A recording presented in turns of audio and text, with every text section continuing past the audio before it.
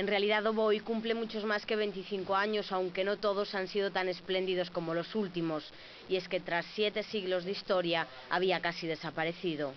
Hai 25 anos, como se dicía antes, atopámonos con unha especie de fósil que de repente recobrou a vida, non?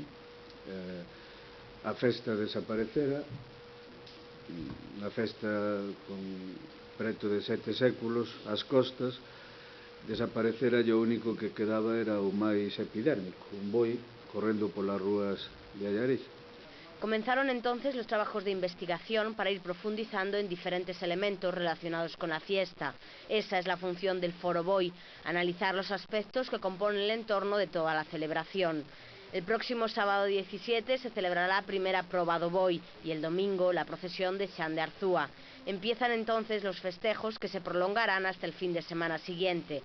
Lo cierto es que Allariz lo vive con auténtica pasión.